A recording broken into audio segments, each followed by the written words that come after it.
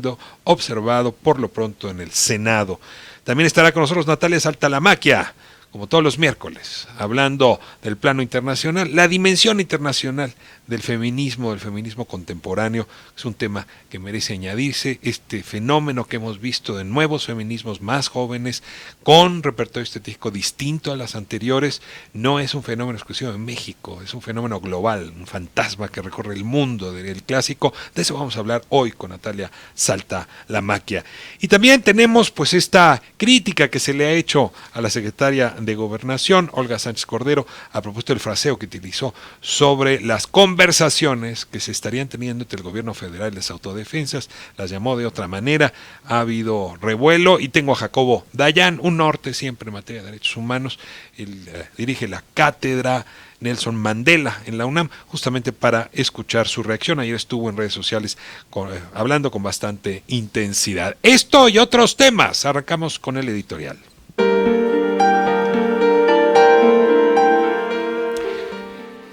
No está todavía claro quién jugó chueco a quién en la elección de la presidencia de la mesa directiva del Senado, si Ricardo Monreal o Martí Batres. Aquí hemos escuchado, digamos, profusamente los argumentos de ambos.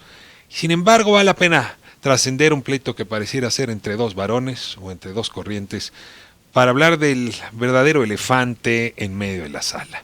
Y es la crisis que no solo en México, sino en el mundo están enfrentando los partidos políticos. Hoy, aquí y en el mundo, no se cree en esas instituciones. Eso es obvio. ¿Usted le cree a los partidos políticos? ¿Le cree más a la policía o a los partidos políticos? ¿Al Ministerio Público o a los partidos políticos? Haga el test de confianza. El problema es que hoy no conocemos ninguna democracia que funcione convenientemente sin partidos políticos. Fíjese la gravedad del asunto. No creemos en los partidos, que son el elemento central de la democracia. El dilema es serio.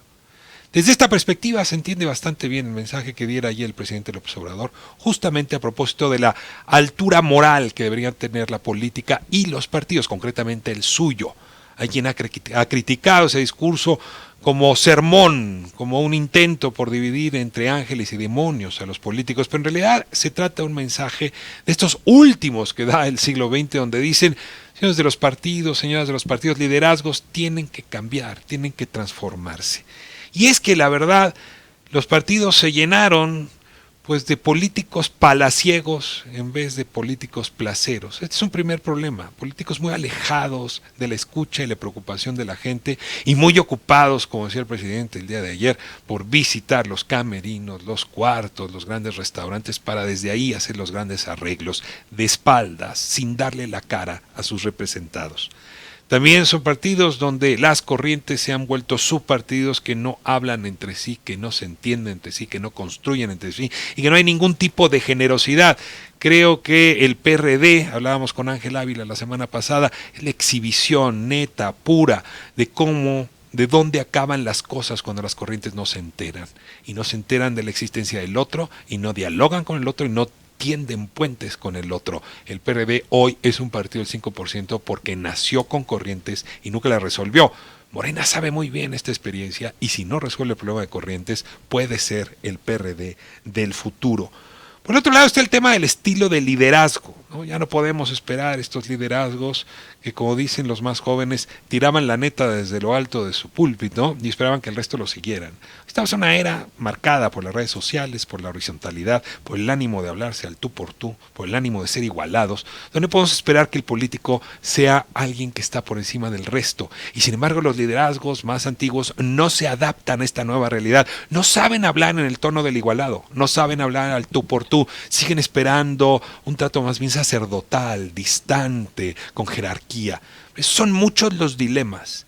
Si Morena resuelve bien su próximo congreso, o si el PRI resucita, o si el PAN se transforma, o si nuevos partidos, Movimiento Ciudadano, cualquiera por venir, cambia, es porque atiende estos dilemas, porque son más placeros que palaciegos, porque tienen más liderazgos igualados que liderazgos sobrados o arrogantes, porque supieron con generosidad resolver la crisis de las corrientes. Mire cuántos dilemas. Así es que no es un pleito entre Monreal y Batres, es un asunto de mucho mayor interés para la democracia del futuro.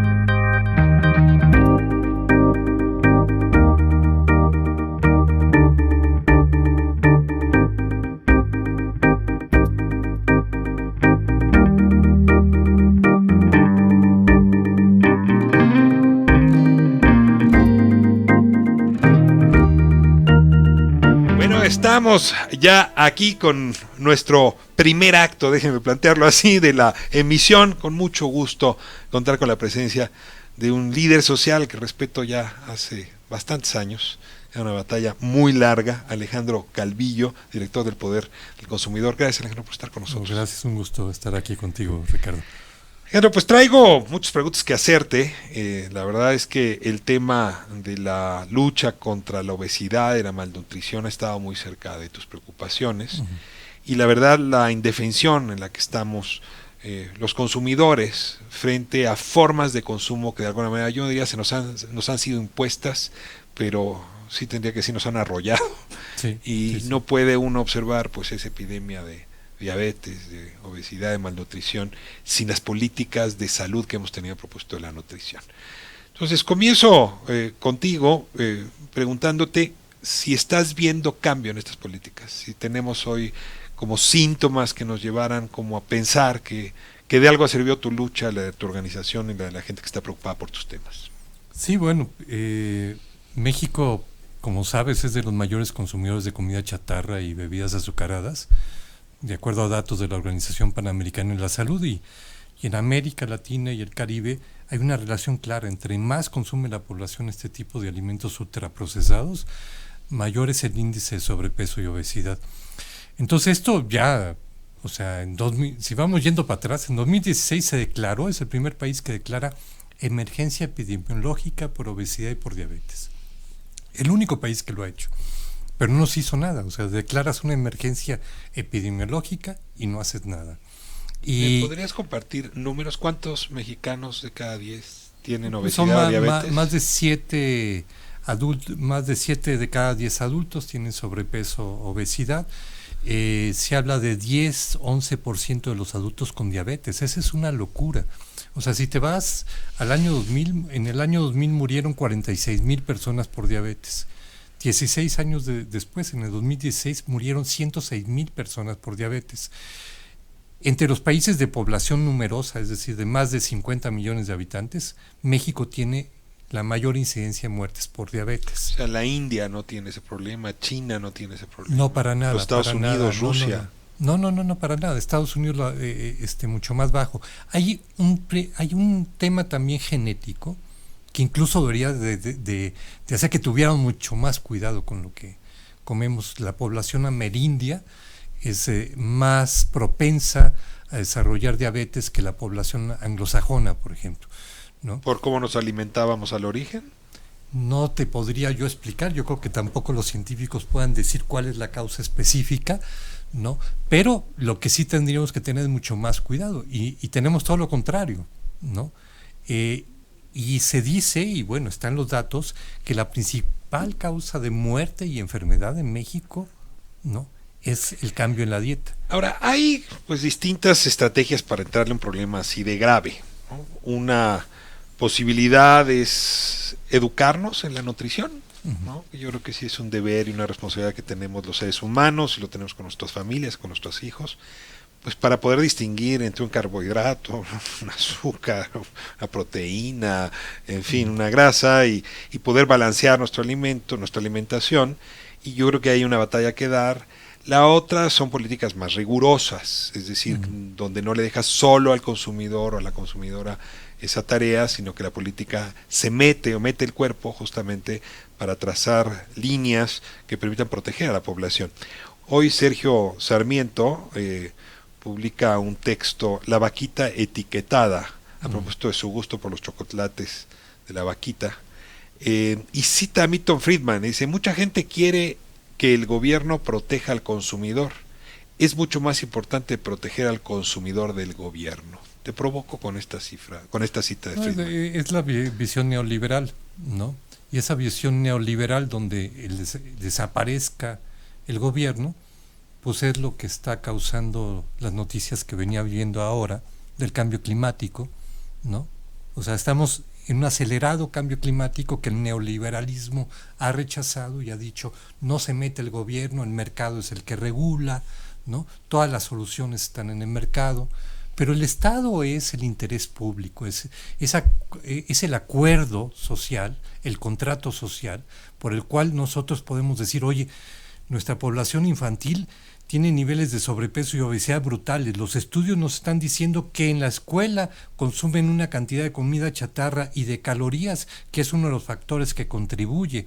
Vamos a hacer este acuerdo de sacar la comida chatarra de las escuelas. Es el acuerdo que tenemos para proteger a la infancia, ¿no? Pero esta visión de que el Estado no entre, ¿no?, es la visión de las grandes corporaciones, es la visión de quien no quiere ningún tipo de interferencia, ¿no? Y eso es lo que está causando el cambio climático global del planeta, es lo que causa una epidemia global de obesidad y de diabetes. Y sobre lo que decía Ricardo, ¿cuánto podemos gastar en educación? ¿Cuánto puede gastar el gobierno en educar para una buena alimentación? Pues lo que necesitarías como para 2 generaciones, más o menos, supongo, o 3. Y si lo comparas con lo que gasta la industria en publicidad, es ridículo, ridículo. O sea, no puedes hacer tú campañas de educación que puedan equilibrarse frente a estas campañas publicitarias multimillonarias que tienen el marketing más elaborado, más sofisticado, que está dirigido mucho a los niños para empezar a deformar los hábitos de alimentación desde los primeros meses, porque ya ves que en este país tenemos de los niveles más bajos de lactancia por el abandono del Estado también, ¿no?, entre los países de América Latina. O sea, no hay dinero que alcance para ir a la pedagogía de la nutrición. Hay que hacerla. O sea, no hay que renunciar a ese intento, no, pero no nada. Te lo resuelve. Pero no te Necesitas lo un complemento. Necesitas un complemento que los expertos llaman el ambiente. Es decir, tú tomas a un japonés, ¿no? La población japonesa tiene bajos niveles de sobrepeso y obesidad. Tú te lo llevas a vivir en un barrio no japonés en los Estados Unidos, ¿no? Y al poco tiempo esa familia es muy posible que va a desarrollar los mismos niveles de sobrepeso y obesidad que la población americana. No importa la genética, no importa el No lugar importa. de nacimiento, es el ambiente te es lleva. el ambiente. De hecho, hay varios ambiente. estudios que prueban que subir de peso y bajar de peso no es un asunto individual, sino es comunitario, ¿no? Las medias de peso suben y bajan como por modas, digamos. Y hablan de código postal, ¿no? Sí. Incluso en algunos lugares de Estados Unidos. Tú tienes la En población Hollywood hay hispana, menos obesidad negra, que... ¿no? O sea, donde tienes la disposición de... Por ejemplo, en Estados Unidos hablan de desiertos alimentarios. ¿A qué se refiere? ¿Desiertos alimentarios? ¿Qué es eso? Y son zonas donde no hay alimentos frescos y saludables. Que lo que tienes es pura comida chatarra. A ver, indisposición. Sergio Sarmiento reclama a los políticos, Uh-huh. no les pone nombre y apellido, pero reclama de estar satanizando los alimentos procesados. Uh-huh. Y no es la primera vez que oigo este argumento, se los he oído a distintas organizaciones justamente de productores o distribuidores de productos procesados. ¿Es cierto? ¿Están los políticos están satanizando el producto procesado? Mira, Ricardo, la gente sabe cuántas cucharadas de azúcar hay en un refresco de 600 mililitros. Algunos lo saben en esta Ciudad de México porque hicimos una campaña con 7 espectaculares en la ciudad hace muchos años. ¿Cuántas cucharadas de azúcar? De azúcar, cafeteras tiene, porque es la medida que conocemos, ¿no? Como consumidores. ¿Cuántas? Tiene 12 cucharadas. ¿O sea, un Pepsi litro? No, una Coca-Cola de 600 mililitros, la clásica, la de 600, ¿no? Tiene 12 cucharadas de azúcar. Una tras otra, no me la podría tomar. Es una locura. Entonces, esta posibilidad de tener información, tú, de que un producto es alto en azúcar, o en grasas saturadas o en sal, porque la comida chatarra, ¿sí?, está diseñada para que sea hiperpalatable y adictiva, ¿no? Si quieres el adictivo... Como los cigarros. Como los cigarros, ¿sí? Así como te acuerdas el informante, la película esta que toma el caso de este hombre que trabajaba en la industria tabacalera, ¿no? Y que descubre todas las sustancias que le están poniendo para que se vuelva adictiva. Acá no lo ocultan. Esta mezcla de azúcar, grasas y sal genera niveles de hiperpalatabilidad, de descarga de dopamina en tu cerebro, de satisfacción.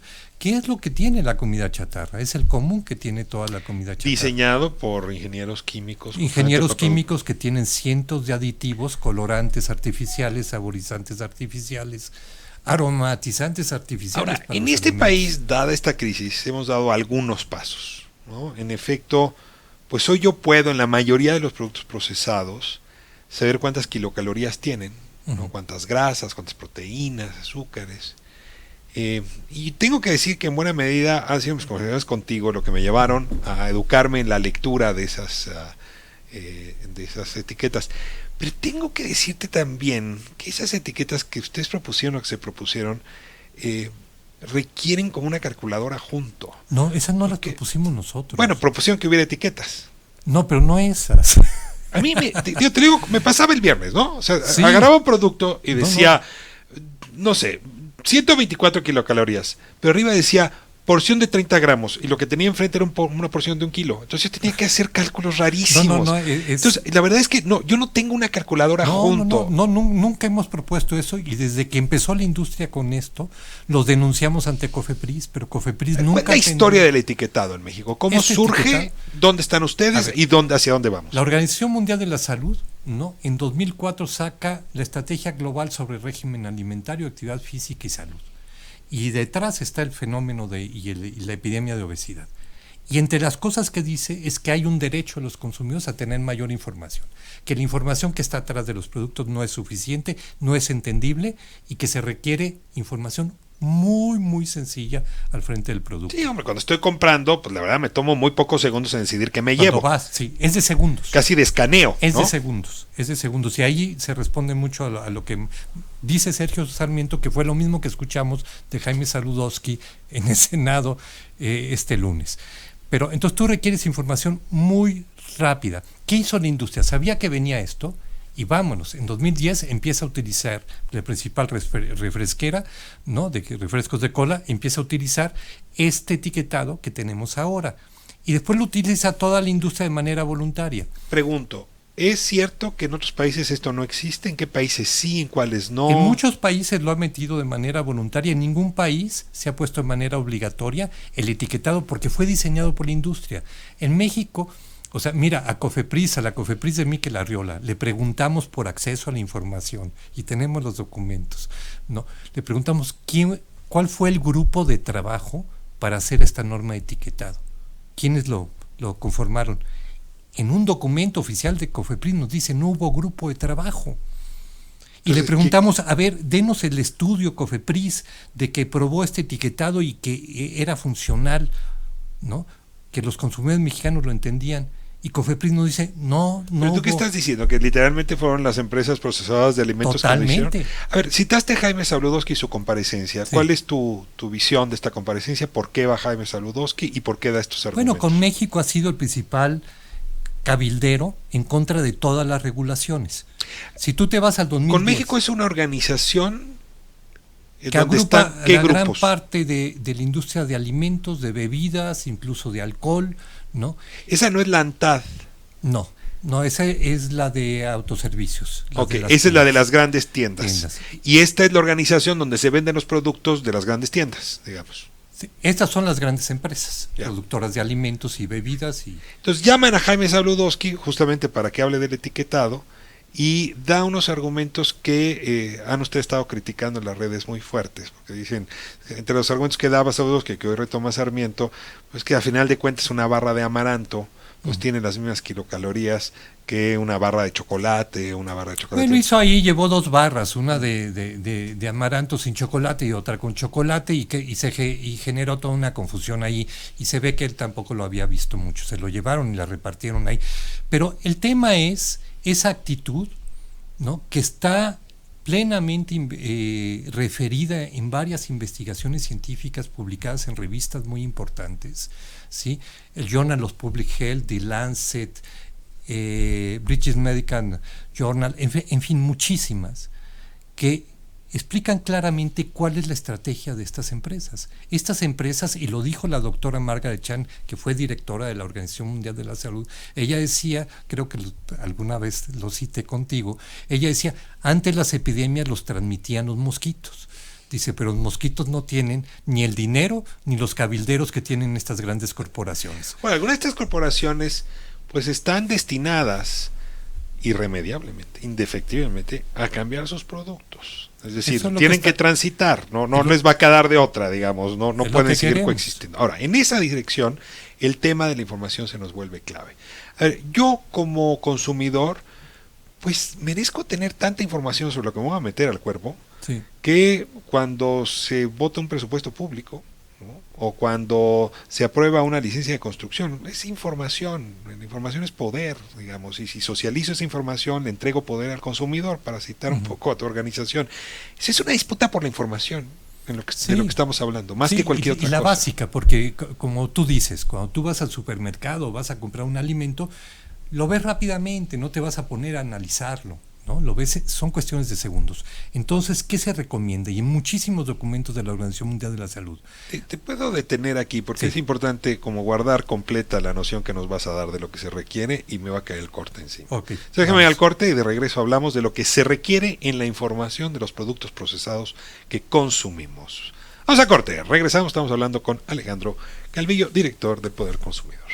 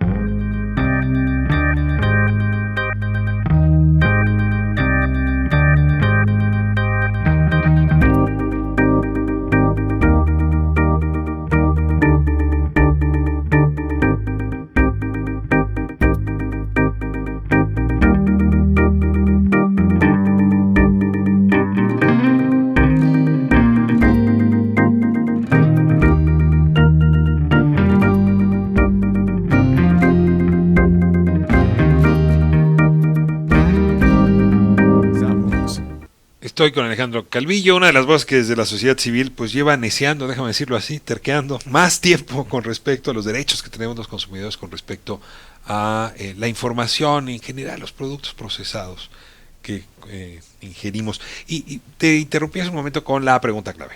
Es decir, ¿qué debe contener un producto procesado en su empaquetado para que yo muy rápido pueda saber qué me estoy metiendo en la boca? No quiere decir que no, puedo decidir meterme una bomba, y plomo si quiero, pero necesito saber qué es plomo, digamos. Sí, o sea, mucho el argumento que hace la industria es que este tema es una decisión personal.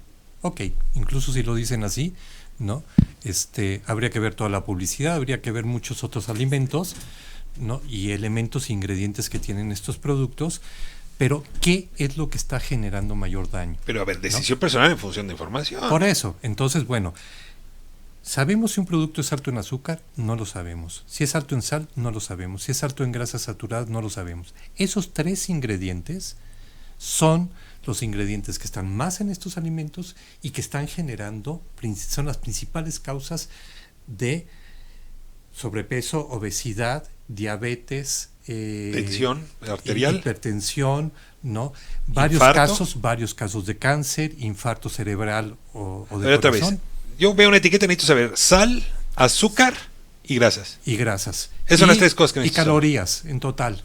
Tener una idea de mi ingesta diaria debe andar en 2.000 calorías. Más o menos. Entonces necesito hacer una sumatoria diaria más o menos de cuánto me estoy metiendo. ¿Cómo lo haces? Es muy difícil. Bueno, la manzana no me dice cuántas calorías son. No, y te vas a comer y pues no vas a saber, ¿no? Si es en tu casa o si es en otro lado. Pero si un producto tiene 2.000 calorías, pues mejor no me lo tomo porque me sustituye toda la alimentación del día. Sirve mucho para las calorías, sobre todo para darte idea del producto y también en estos restaurantes de comida rápida, porque ahí sí te echas unos paquetitos que te pueden ir más arriba de todo.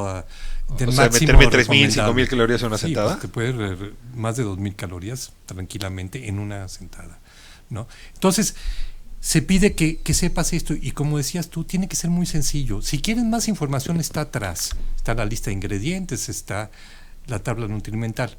Pero bueno, en eso es estos sellos que se ponen en Chile, que inició Chile, va a venir el senador chileno, Guido Girardi, que fue presidente del Senado cuando inició. ¿Empezó por parte de la industria o el gobierno se los impuso? No, vino del legislativo. Y vino de él, de Guido Girardi, que ahorita le dieron el mayor premio de FAO recientemente por esta ley. Algo hizo bien que le dieron un premio de FAO. Muy importante. Entonces, son sellos octagonales que te dice alto en azúcar, si es alto en sodio, alto en grasa, alto en grasa. Entonces tienes productos que tienen 3 o 4, porque también es calorías, o que tienen 1 o que no tienen. O sea, alto en calorías alto y en las grasa. otras 3. Sí.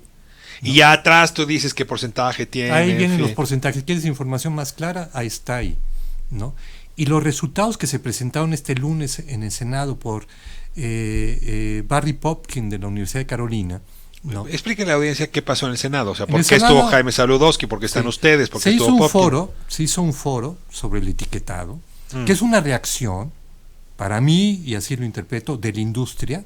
O sea, en la Secretaría de Salud se estaba formulando una discusión de cómo cómo dar esa información y el Senado abre las puertas para más. En diputados se avanzó y se aprobó en la Comisión de Salud en contra de varias iniciativas, ¿no? Una iniciativa de reforma a la Ley General de Salud en el artículo 212, que la ley es nada más muy general, dice establecer un etiquetado que permita conocer cuando un producto es alto en azúcar, grasas, sodio, calorías y aquellos ingredientes que determine la Secretaría de Salud. Eso tan sencillo, ha sido combatido directamente, muy fuerte, ¿no? ¿Con qué argumentos? Pues, a ver, proporcionar información al consumidor. No, es que y cabildeas en contra. Dicen que estigmatizas al producto al ponerle un alto en azúcar. No estigmatiza a la gente, a las personas, no a los productos, ¿no? Ese es el argumento de la industria, ¿no? Y están los resultados. Bueno, entonces se avanzó en Cámara de Diputados, ya está en la Comisión de Salud y se espera que en diciembre, que ahora que va a iniciar el periodo legislativo, se discute en el Pleno de Diputados. Pero entonces, ¿qué pasa? Ahí va caminando el gusanito. Ahí va caminando. Y abren la puerta en Cámara Alta. Y la abren en Cámara y el presidente de la Comisión de Salud, ¿qué es? El doctor Navarro, ¿no? Insiste. ¿Es de qué partido?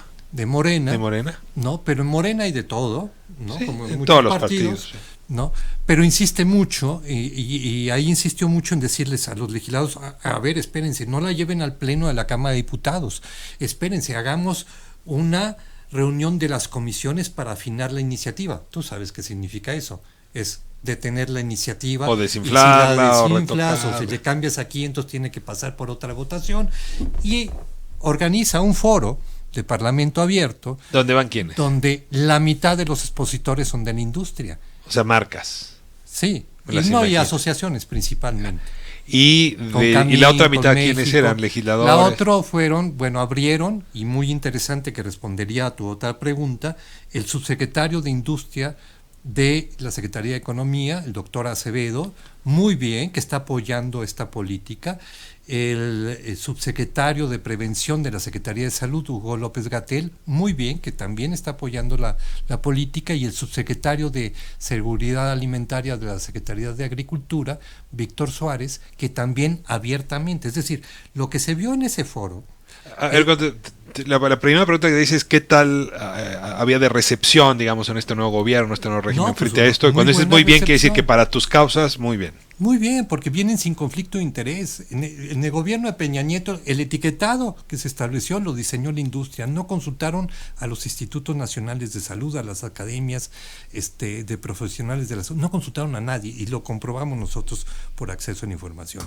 Crean un observatorio mexicano de enfermedades no transmisibles, lo crea la Secretaría de Salud, y más de la mitad de las sillas es la industria, ¿no? Y no invitan ni al Instituto Nacional de Salud Pública, ¿no? Era terrible, terrible. O sea, por lo menos ahora hay posibilidad de jugar en una cancha pareja, déjame utilizar pues esos un poco términos. Más pareja, pero lo interesante es que las discusiones fueran abiertas. Y los senadores fueron, los senadores que están en la Comisión de Salud fueron, el resto de los senadores que andan muy ocupados en otros temas, ellos andan también nutriéndose, pero de otros asuntos, de sus propios correligionarios. Sí, ¿Esos también, otros senadores fueron? Sí, mira, estaba, pues de los que recuerdo y con muy buena postura, la senadora Galás, ¿no? Y Jesús Rodríguez, que Jesús tiene una parte de vida personal, de ser vegetariana, muy ¿no? consciente del tema naturaleza y cuerpo. Y ella muy comprometida, ¿no? En esto, entonces, y está en la Comisión de Salud, la senadora Galás también, pero... Bueno, ¿y qué pasó? A ver, ¿este Parlamento Abierto frenó lo que pasa en diputados o lo va a dejar fluir? Esa es la intención que veo del presidente de ahora, de diputados va a pasar a senadores, y ¿sí? Este foro podría servir para que cuando los senadores le entren, pues estén ya más informados y hasta por vía expedita resuelvan. Esperemos, pero si hay sectores dentro de Morena, ¿no? Que no son la mayoría, sí, pero que tienen cierto poder. Tatiana Cloutier actuó directamente para tratar de bloquear esto a través, cuando se votó, se iba a votar en la Comisión de Salud, mete un transitorio, ¿no? Donde dice, bueno, sí, está muy bien, pero entonces quien va a diseñar esto es la Comisión Nacional de Promoción de la Inversión y el Empleo, una iniciativa creada por Alfonso Romo, ¿no? Y ellos van a coordinar a diferentes sectores, diputados, sociedad civil, industria, para en un año hacer un modelo y hacer una propuesta de etiquetado. Eso de inmediato se envió a la Secretaría de Economía, y Secretaría de Economía dijo, oigan, esto no es el mecanismo y el marco legal que tenemos establecido para hacer una norma de etiquetado, ¿no? Y dicen, este es el procedimiento. Parece curioso, Tatiana, por cierto, en la semana que entra le preguntaré sobre el asunto, porque eso dejaría fuera a las organizaciones vinculadas al consumo. No, podrían invitarnos, ¿no? Pero ¿cómo un organismo creado para promover la inversión se encarga de una política de salud pública? Ahora, ¿no? Déjame entrarle, porque estamos obligados, digamos, sí, desde el periodismo a hacerlo, a entender la otra parte. O sea, tú tienes una locomotora que por inercia, en fin, por esfuerzo previo, va en una dirección. Sí. Y me refiero a todas estas marcas, a todas estas empresas. Y donde un etiquetado de este tipo y un efectivo cambio en la conducta les puede tumbar de un año al otro el 30% de sus ingresos, si no es que más. Porque en efecto, en el momento que nos tomemos conciencia de que nos estamos ingiriendo 12 cucharadas de azúcar, mi negocio va al suelo. Desde esa perspectiva, supongo que algunas industrias dirían, dame oportunidad de moverme en el tiempo, no me hagas de la noche a la mañana perder tantos ingresos. Sí. Y sí me imagino a todas las industrias pidiéndole al gobierno aire, tiempo, capacidad de transformación. Viendo este otro lado, que entiendo que es injusto el lado del consumidor, Sí. pero no es ilógico del lado de la economía. O sea, este país trae un problema de inversión del demonio. Vamos al decrecimiento, ¿no? Y esta industria pesa en la economía. ¿Cómo hacer compatibles cosas tan complicadas? Y te ruego un momento que te sientas en la otra silla. No, mira, yo te voy a decir qué es lo que está pasando donde estas políticas ya se están implementando. Este tipo de etiquetado ya está en Chile, ya está... ¿Tumbó a la industria? No la tumbó, está en los estudios económicos, se presentaron resultados generales, no hay impacto en la industria manufacturera, no hay impacto en la economía, pero sí hay reducción de consumo de productos, hay reformulación de productos. Claro, ahí hay que la industria y esa investigación, innovación. Por eso, esa industria está ahí, que es la misma que está acá. O sea, las corporaciones de alimentos y bebidas son globales, ¿sí? Están las propias nacionales, como Bimbo, pues está allá. Y ya está enfrentando esta política. Te lo planteo así, yo no voy a hablar de FEMSA porque es la Coca mexicana, pero si hablo de Coca-Cola Internacional, sí, ya no es una empresa que vende Coca-Cola, se presenta como una empresa de bebidas. Sí. Y por cierto, muchas veces bebida ya es agua.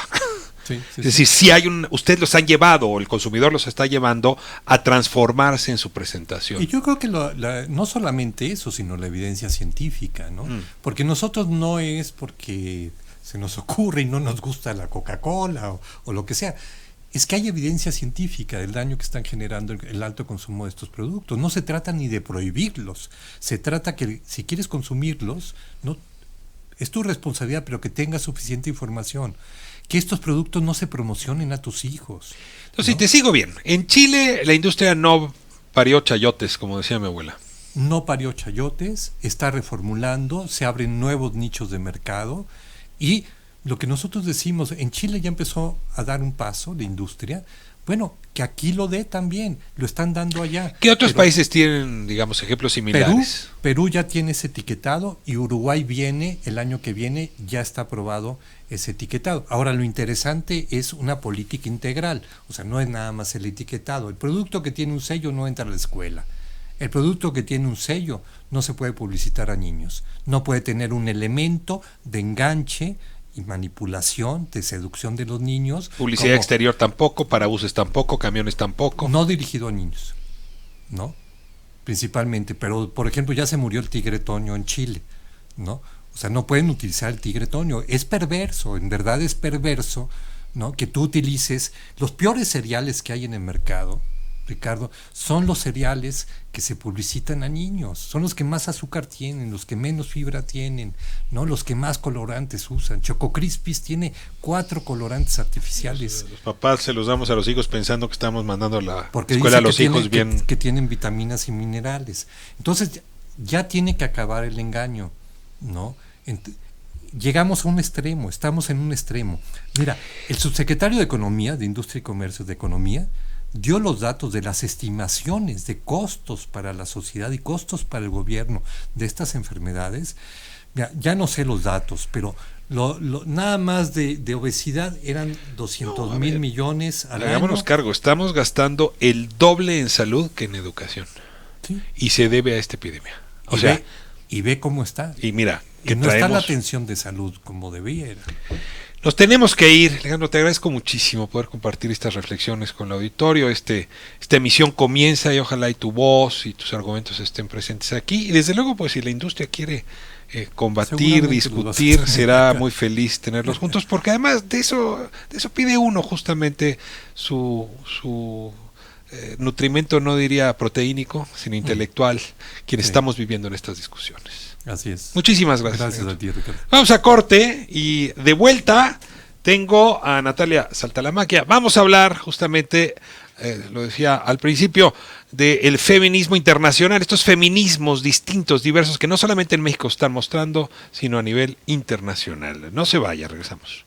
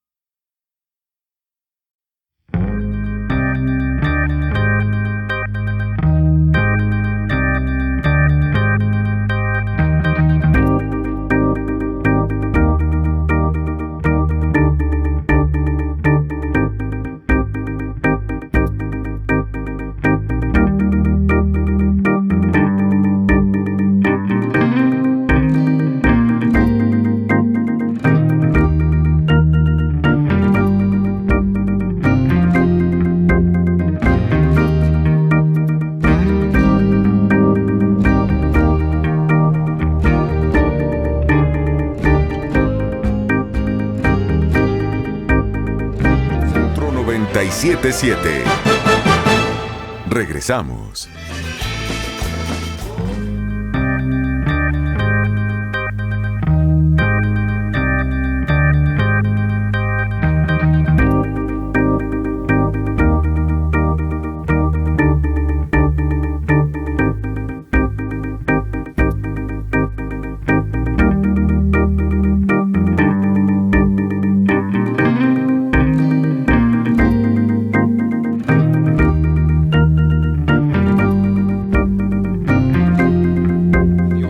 A los 66 años, Celso Piña, en el Hospital San Vicente, en la propia región donde él nació, era regiomontano.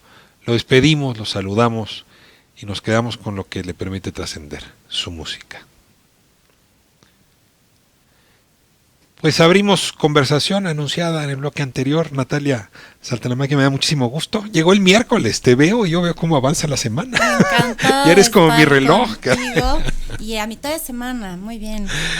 Traemos, anuncié hace un momento, como la necesidad de entender, sobre todo para muchos que no han estado cerca, la evolución de los feminismos, ¿no? Es que se habla del feminismo. Ayer me quejaba profundamente de Yuri, hablando de cantantes. Decía, yo no soy feminista porque no soy perra. Y yo decía, esta mujer no entiende nada de feminismo, mejor que regrese a cantar La Maldita Primavera, ¿verdad? De acuerdo. Y mira que yo la he cantado muchas veces, pero ahora no sé si la voy a seguir cantando, tengo que confesarte.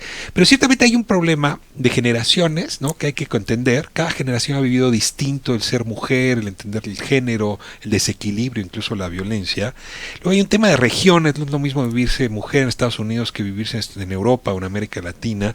Y por cierto, no es lo mismo vivirse mujer en Iztapalapa que vivirse mujer en Polanco. Es decir, no se podría esperar que haya un feminismo. Y un poco te quería pedir, para que nos saques del ombligo, que nos hables de los feminismos en el mundo, porque se están moviendo todos, y es un fantasma que recorre el mundo de manera quizá tan incisiva como el tema de los jóvenes lo recorrió con los indignados y con Ocupa Wall Street y el Yo Soy 132, ¿no? Ese fue el gran tema, los jóvenes, ahora es el gran tema de las mujeres. Sí, de las mujeres jóvenes. Yo quería aprovechar este espacio para darte una suerte de visión más latinoamericana de la marcha feminista que tuvimos acá el viernes en la Ciudad de México, y que me parece que es una buena excusa para decir que esto forma parte de un movimiento mucho más amplio y que tiene mucho de latinoamericano.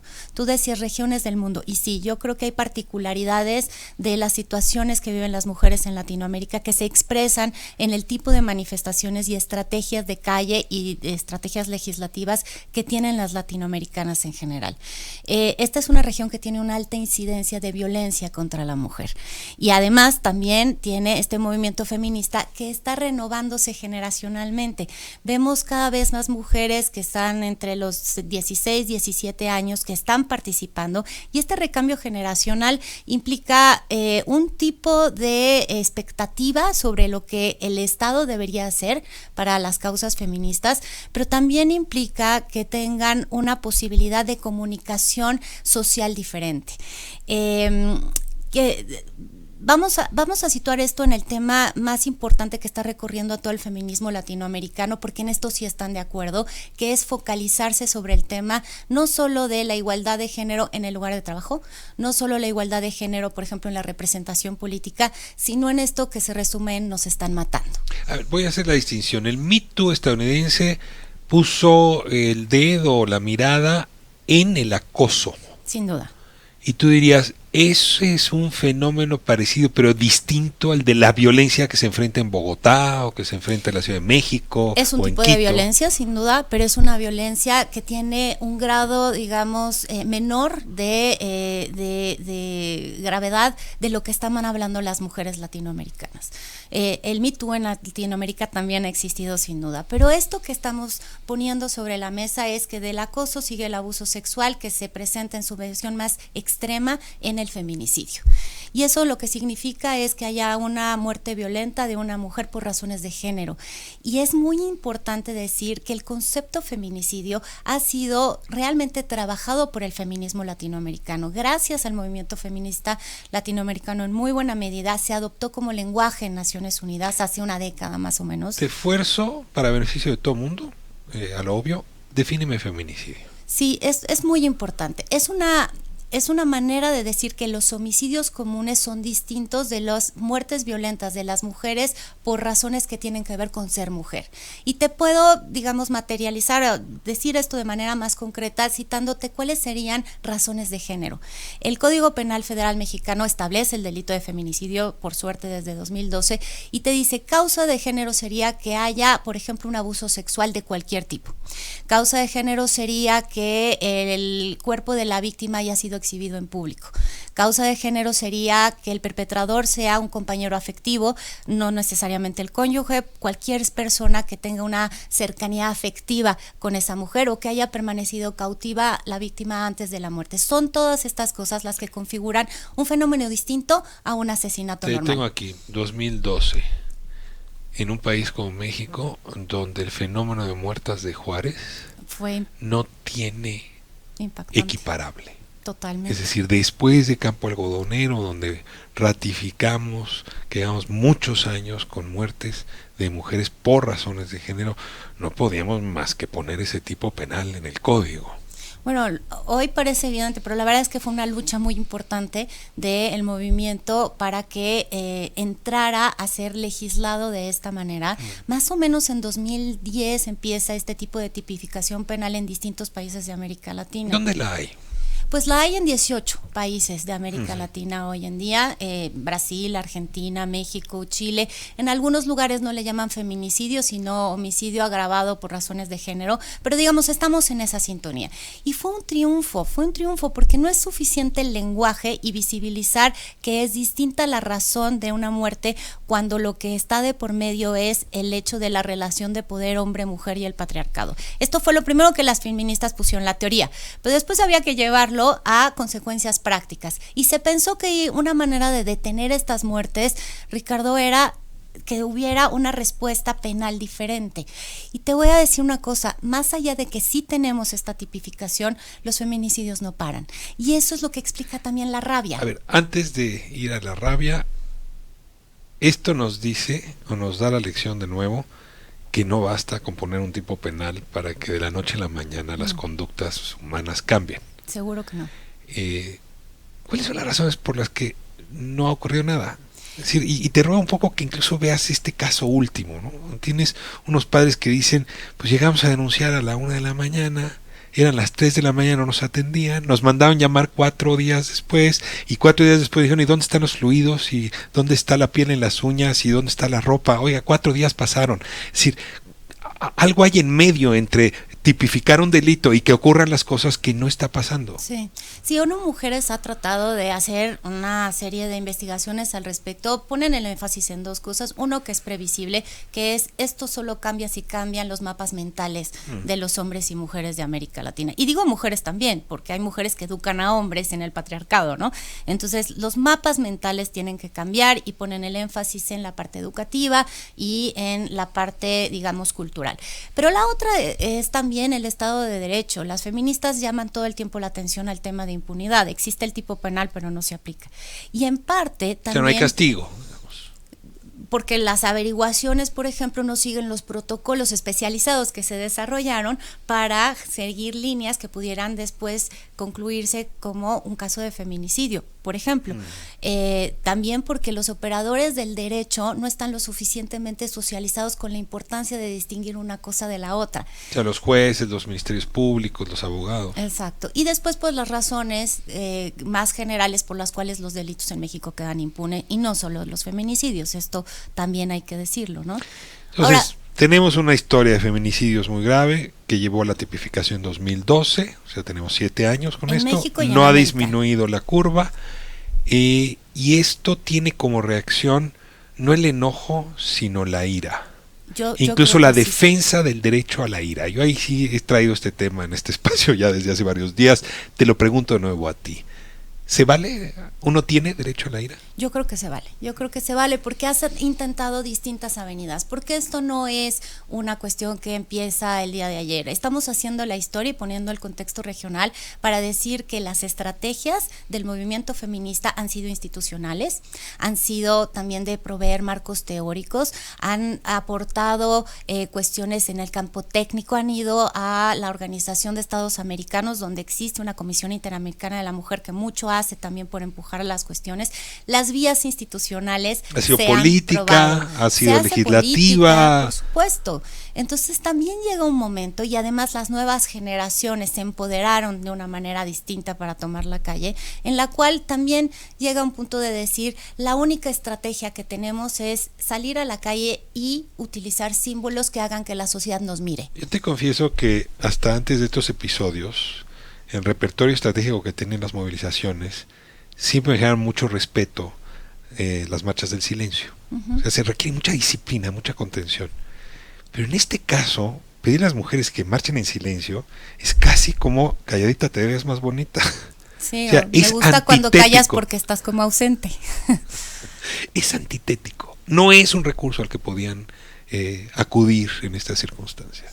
Bueno, y de hecho algunas marchas silenciosas han habido también en este movimiento, pero me parece que acá el punto está en qué símbolos hace que el resto de la sociedad preste atención y que los medios de comunicación preste atención, porque los reflejos de los medios en los días siguientes en México fueron, la verdad, muy lentos.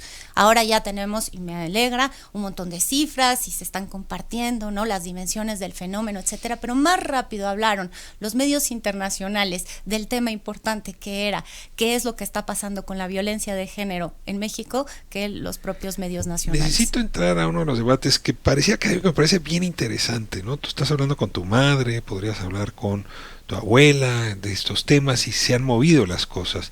En Argentina, por ejemplo, Raquel Segato ha sido como una voz súper potente de otra generación que ha sido muy seguida por las generaciones más jóvenes, pero veo a las generaciones muy jóvenes diciendo, busquemos referentes nuevos. Sí. O sea, no me están diciendo los mismos referentes que antes le decían a otras generaciones. A ver, yo te ruego otra vez, como mujer, como feminista, que me ayudes a desentrañar este pleito entre generaciones que refleja feminismos distintos.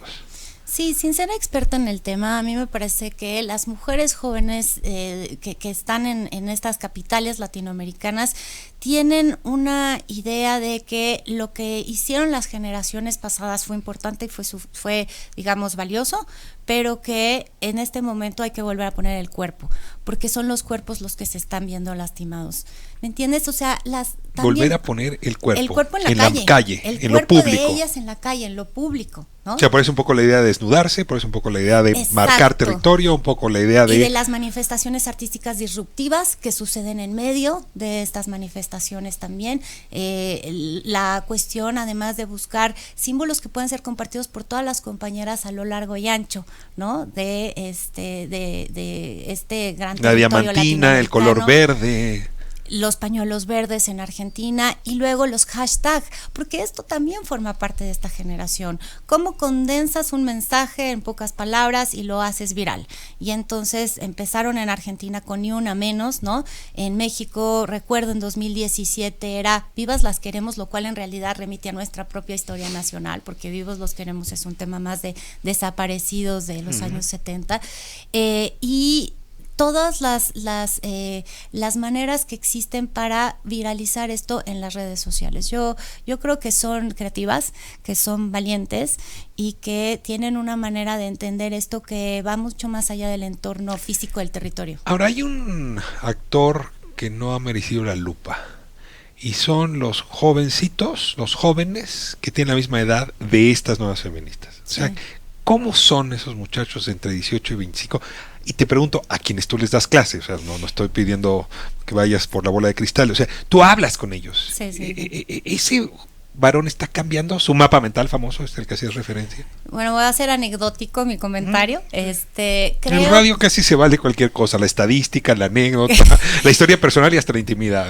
Desde una lupa de la Ciudad de México, ¿no? Y de también unos estratos socioeconómicos que van de la clase media para arriba, te puedo decir que hay una mayor, digamos, apertura al tema, socialización, pero también, te digo la verdad, los veo, digamos, perplejos ante lo que hacen sus compañeras, ¿no?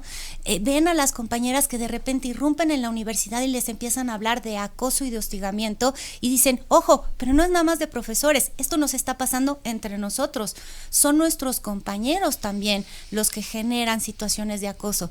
Y ponen sobre la mesa testimonios que desnormalizan cosas que para los chicos eran absolutamente normales en términos de frases, en términos de la manera de conducirse en las fiestas, en términos de la sexualidad ejercida. No están entendiendo nada. Y están perplejos y de repente un poco también atemorizados de qué paso en falso voy a dar en el siguiente momento, porque claro, me están señalando que lo que yo había normalizado ya no es normal. ¿No es urgente que nos metan a todos los varones a cursos intensivos de comprensión de nuestra masculinidad en este nuevo escenario? Seguro que sí. O sea, no quiero poner otra vez al hombre en el centro, pero es que es parte del problema. O sea, si quieres cambiar mapas mentales, pues hay que redefinir masculinidad, no solo feminidad. Yo creo que sí, pero que además en la redefinición de masculinidades los hombres tienen un papel principal. Y mira, tuvimos una discusión en el salón de clases porque hay una organización feminista que se llama La Cuarta Ola en el ITAM.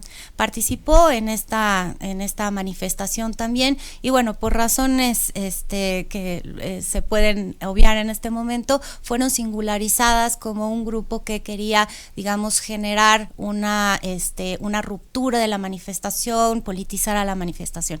Esto ha generado que dentro de la institución pues hablemos del tema y arropemos a estas chicas que no sabes qué importante ha sido su presencia para cambiar la discusión adentro de la universidad. ¿Por qué no le prestamos los micrófonos de este espacio? Pero por supuesto que vengan. ¿Nos ayudas? Me encantaría. Nos encantaría Yo tener estoy segura de que les gustaría venir. Y a los muchachos perplejos también. Me parece muy bien. Y bueno, termino la anécdota de los muchachos perplejos cuando uno en el salón de clases les pregunta a ellas, pero ¿por qué no nos quieren en sus manifestaciones?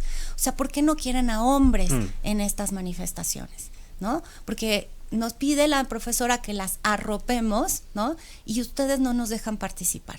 Y entonces ahí se arma un debate y entonces una de las muchachas explica, a veces queremos, lo llamó manifestaciones separatistas, porque ha sucedido en el pasado que las mujeres vienen acompañadas de compañeros que son sus propios abusadores y acosadores y solo las están controlando. Por ejemplo, ¿no? Por decirte un argumento que se puso sobre la mesa. Y ahí empieza la conversación entre ellos sobre cómo si colocarse. La manifestación del viernes no hubiera incluido varones, no hubiera pasado el ataque al compañero reportero de ADN 40. Muy lamentable, por cierto, que también pero a lo mejor una de las soluciones es manifestación separatistas. Lo digo como provocación, pero también quizá como conclusión, ¿eh? Bueno, lo que es muy cierto es que el movimiento feminista ya lo ha pensado. O sea, ya ha encontrado por qué esa argumentación. Estamos hablando de un pleito entre dos varones, cuando lo que hay que hablar es de la violencia contra las mujeres. En fin, realmente andamos mordiéndonos la cola en el debate y probablemente son estas generaciones las que saben cómo acabar con el círculo vicioso. Talia, no sabes cuánto te agradezco. Esta mirada internacional tuya siempre refresca muchísimo, por lo menos nos saca del ensimismamiento. Pues muchas gracias. Yo en esta ocasión quería como realmente decir que es un tema que lo tenemos que mirar desde distintos ángulos y que el ángulo internacional también está presente en esto. Nos vamos a corte. Tengo en un momento más a Porfirio Muñoz Ledo, que tiene mucho que decirnos sobre cómo construir democracia. Lo ha hecho en otras ocasiones en un partido que todavía no tiene pues todo hecho, todo construido para la democracia. Vamos a corte y regresamos. Ricardo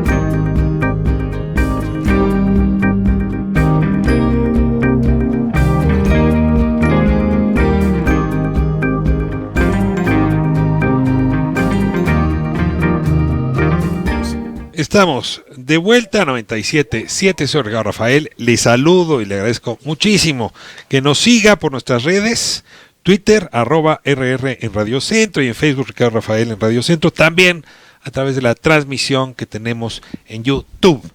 Y bueno, en un momento más vamos a tener al diputado Muñoz Ledo, que tiene mucho que decir sobre cómo construir partidos. Este no es el primero donde construye y por lo tanto tiene lecciones que ojalá y otras personas escuchen. Pero antes vale la pena abordar esta mención que hacía el presidente López Obrador en la mañana, de que su gobierno no promoverá la creación o fortalecimiento de grupos de autodefensa como los surgidos en Michoacán, porque no funcionan y generan mucho desorden. Habría que preguntarle a Nestora Salgado qué opina, ¿no? O sea, hoy es una senadora de Morena que justamente impulsó a un grupo. Creo que tendría mucho que decirnos sobre si en efecto hay momentos en que no queda de otra o si en efecto siempre se construye desorden. Y bueno, pues tengo a Gaspar Vela, nuestro reportero, justamente para darnos la información. ¿Cómo estás, Ricardo? Te saludo con mucho gusto, muy buenas tardes. Sí, efectivamente, como tú lo dices, esta mañana el presidente Andrés Manuel López Obrador aseguró que su gobierno no promoverá la creación de grupos de autodefensa como los que surgieron en el 2013 en el estado de Michoacán, al argumentar que no funcionan y generan mucho desorden. En su conferencia de prensa matutina de hoy en Palacio Nacional, el primer mandatario consideró que fue indebida la regulación de estos grupos realizada en el sexenio anterior de Enrique Peña Nieto, porque la seguridad pública debe ser garantizada por el Estado de acuerdo a lo que dice la Constitución. Vamos a escuchar parte de lo que comentó a este respecto. No funciona, que se echó a andar esa estrategia y no hubo resultados. Al contrario, se agravaron las cosas. Entonces, eso no. De acuerdo a la Constitución, es al Estado mexicano al que le corresponde garantizar la paz y la tranquilidad, la protección de los ciudadanos. Ricardo, hay que recordar que hace 19 días José Manuel Mireles, uno de los ex líderes de estos grupos de autodefensa comunitaria, ya fue nombrado subdelegado médico del ISSSTE en Michoacán. Ayer la Secretaría de Gobernación dio a conocer que la Federación dialoga con grupos de autodefensa para detener sus armas, esto con el fin de alcanzar la pacificación en algunas zonas del país. Hoy el presidente López Obrador precisó que esta negociación no se tiene con el crimen organizado. Vamos a escuchar de nueva cuenta las palabras de Andrés Manuel López Obrador en esta conferencia de prensa. No tenemos esa relación. Sí, en el Plan Nacional de Desarrollo estamos proponiendo buscar mecanismos para conseguir la paz en el país. Pero es un proceso que todavía no iniciamos, porque yo siempre explico que para lograr la paz hay que ir avanzando eslabón por eslabón, porque es una cadena. El Plan Nacional de Desarrollo contempla el desarme y la entrega de infractores a quienes se les respetaría sus derechos legales y se les propondría un cambio de vida. También plantea revisar los expedientes de acusados y sentenciados, esto a fin de determinar si sus casos pueden ser objeto de amnistía o indulto. Ricardo, es la información que tenemos. Gaspar, muchísimas gracias por el reporte. Ahora, esta declaración del presidente esta mañana, pues en realidad tiene un antecedente. Y es el antecedente donde Olga Sánchez Cordero, secretaria de Gobernación, lo que había disposición del gobierno federal para el diálogo con bandas del crimen organizado.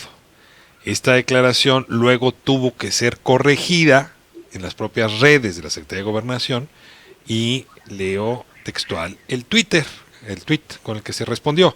La Secretaría de Gobernación informa las supuestas expresiones de su titular, Olga Sánchez Cordero, en relación a una supuesta intención de diálogo del gobierno federal con bandas del crimen organizado.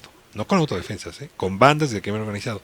Son falsas, producto de una lamentable edición de declaraciones vertidas el día de hoy por la Secretaría de Gobernación, en la que expresó la voluntad de diálogo con auténticas organizaciones de autodefensa para alcanzar la pacificación de algunas zonas del país, el desarme de esas organizaciones y de quienes las integran para beneficio de sus comunidades y municipios. El gobierno federal no tiene ni tendrá diálogo con ningún grupo de crimen organizado. Es decir, secretaria hace una declaración que se tergiversa, dice ella, la corrige Gobernación y hoy el presidente se la vuelve a corregir. Creo que traen una crisis interna. O sea, no es que los demás estemos oyendo mal, los medios estemos haciendo mal nuestro trabajo. Creo que adentro todavía no han sabido bien por dónde conducir. Quizá hoy la intervención del presidente corrige, pero pues para tratar de entender este entuerto, le he pedido a Jacobo Dayan, él dirige la cátedra Nelson Mandela de la universidad, y estuvo ayer bastante activo justamente en redes a propósito de estas declaraciones, de estos equívocos, que nos dé su mirada, su visión de las cosas. Jacobo, ¿cómo estás? Buena tarde. ¿Qué tal, Ricardo? Buenas tardes, ¿cómo estás? Pues muy contento de escucharte y sobre todo que me ayudes a entender este conjunto de entuertos. La secretaria de Crimen Organizado dice que siempre no, que son autodefensas, el presidente la regaña, bueno, dice tampoco con autodefensas. A ver, explícame qué está pasando allá adentro. Bueno, es evidente que hay un problema de comunicación de arranque, pero me parece que hay un problema mucho más serio de fondo que tiene que ver con la forma en que este gobierno quiere abordar una parte pequeña, diría yo, de la crisis de seguridad, y eso lo decía Andrés Manuel ya, era su planteamiento inicial en campaña, que después fue tratado de enmendar por Olga Sánchez Cordero, todavía como nombrada futura secretaria de Gobernación, en artículos que escribió en Milenio. Loretta Ortiz trató también de arreglar esto de las amnistías, pero a mí me parece muy preocupante que haya una política de una oferta de cambio de vida a cambio de deponer armas y ya.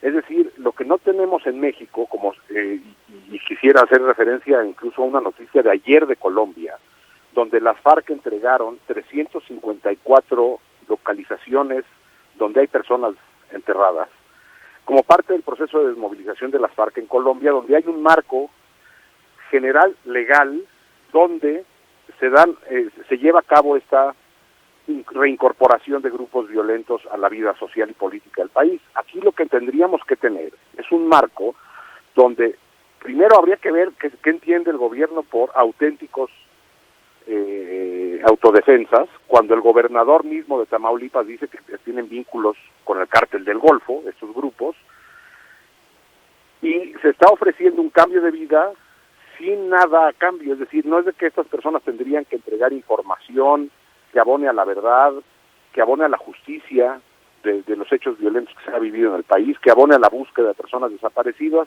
sino más bien es un borrón y cuenta nueva. Es decir, tú depones las armas, yo te ofrezco una nueva vida, yo reviso tu expediente y te amnistío. Es muy grave. A ver, pero no estoy entendiendo qué pasó con el discurso de la amnistía. Yo sé que das por sentado que ahí está el origen del conflicto, pero déjame barrer despacito los argumentos. O sea, el presidente en campaña dice, en efecto, vamos por amnistía. Bueno, sus adversarios lo usaron de manera muy seria. Y luego hubo distintos eventos, en algunos nos tocó, por cierto, estar juntos, donde decía el presidente, olvido no, pero perdón sí. ¿No? Y entonces las víctimas de violencia decían, de ninguna manera. O sea, perdón, ¿y por qué me va a llevar ni perdón ni olvido? ¿No? Ninguna de las dos. Ahora, en realidad la amnistía nunca se dio, ¿no? Y no estoy seguro que Olga Sánchez Cordero estuviese hablando de diálogo con organizaciones criminales. Parece que sí, que se equivocó en realidad. Entonces, ¿de dónde, cómo ligas tú que este discurso de la amnistía tiene que ver pues con este punto final que le puso el presidente? Se acabó, yo no voy a hablar con autodefensas, ni grupos criminales, ni nada. O sea, hoy se decretó el fin de la amnistía, ya no hay amnistía. Bueno, pero lo que sabemos, o sea, una cosa es lo que el presidente haya dicho en la mañanera y otra cosa es lo que está ocurriendo en el terreno. A ver, es que en el terreno yo no lo conozco, o ni conozco lo que pasa en los cuartos palaciegos. A ver, tú que has tenido como la posibilidad de meter la mirada allá adentro, cuéntanos qué está pasando. Bueno, lo que estaba hablándose, lo que se discute en las mesas de diálogo que hay todavía, del poco diálogo que se mantiene entre sociedad civil y gobierno, es, por ejemplo, que en temas de justicia no va a haber nada, es decir, se van a tratar de resolver casos emblemáticos. No va a haber justicia transicional, no va a haber un esfuerzo, no. De hecho, no, la mesa de justicia, la que en teoría será mesa de justicia transicional, se hará en Saltillo la semana próxima, si no estoy mal, pero lo que se va a poner en la mesa por parte de las autoridades es una agenda pequeña de ejercicios de verdad, nada en términos de pequeña justicia. En casos, ¿qué? Ayotzinapa, ¿qué más? Y algunos otros casos emblemáticos, que es lo que le preocupa al gobierno, mandar un mensaje de cambio a partir de casos emblemáticos. Pero en términos de justicia, por ejemplo, no hay nada. Ahora, lo que dice el gobernador de Tamaulipas es que el subsecretario de Gobernación se reunió con este grupo a principios de agosto. ¿Con qué grupo? con el grupo de autodefensas de Tamaulipas. De Tamaulipas, o sea, Alejandro De Encina Tamaulipas. se habría reunido con el grupo. No Alejandro, el subsecretario, dijo, no recuerdo el apellido, uno de los 3 subsecretarios de Gobernación, el que se encarga, el que entró en lugar de Zoé Robledo, no recuerdo el apellido, Peralta o... Ajá. Él, según declaraciones que encuentra uno en la prensa, el gobernador de Tamaulipas, es que él a principios de agosto se reunió con esos grupos de autodefensa, que todo mundo habla, y también otra vez hay un montón de información periodística alrededor de grupos de autodefensa vinculados al cártel del Golfo. Pero a ver, te tengo aquí, ¿no le habría tocado a Alejandro Encinas? A ver, es un político experimentado, pero el encargo presidencial es a él para el contacto con todos estos temas ligados a derechos humanos y pacificación. ¿Por qué otro subsecretario se habría metido? Pacificación no le toca a Alejandro Encinas. Bueno, a Alejandro Encinas ya tampoco le toca migración, pues eso ya cambió hasta de secretaría. Pero pacificación, incluso habrá un foro de pacificación en Gobernación organizado por la Subsecretaría de Participación Ciudadana, no desde la Subsecretaría de Alejandro Encinas. Ahora, me dices una cosa que me parece muy grave, y las organizaciones, te ha tocado estar muy cerca de, no sé, de Javier Sicilia, por ejemplo, de las organizaciones de víctimas, ¿no? ¿Ya no hay diálogo? O sea, ¿ya no se hablan de ninguna manera? Hay un diálogo abierto entre el Movimiento por Nuestros Desaparecidos y la Secretaría de Gobernación en temas forenses. Forenses, ¿qué quieres decir con eso? Me suena como... Atender la crisis de las fosas que hay en el país y de los restos que hay por todos lados.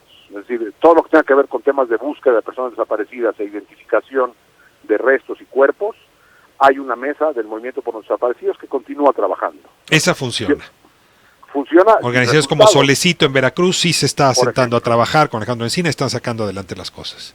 Están dialogando porque todavía, por ejemplo, lo que Alejandro Encinas todavía anunció hace probablemente a principios de mayo o junio la última vez, fue la creación de 5 centros nacionales forenses que evidentemente son insuficientes para atender la crisis que hay, y es lo único que hay, porque el resto de la agenda ya no hay diálogo. Ahora, quizá estoy leyendo mal al presidente, pero cuando la semana pasada decía, yo quiero poner punto final a la persecución a expresidentes, ¿no? Y quiero poner punto final a la persecución de actos de corrupción para podernos encargar del futuro, pues uno está oyendo quizá el nombre de un expresidente o de otro, de un funcionario, secretario, pero con una mejor escucha en realidad dices, esto va para todos los temas. O sea, probablemente el punto final es la amnistía, es ya no tengo con qué, no hay capacidad para perseguir hacia atrás. Es que vamos reconstruyendo institucionalidad para adelante y pongamos toda la energía ahí. ¿Qué van a hacer los familiares de las víctimas? ¿Qué van a hacer las víctimas? Ese es otro problema. Pero ciertamente creo que la política está siendo muy clara. Y en esa dirección no veo por qué el diálogo con organizaciones de defensa, de autodefensa. No lo entiendo. Se me sale del mapa de lectura que te estoy poniendo a disposición. A ver, yo creo que la idea, y lo podemos ver, por ejemplo, incluso con sentencias recientes.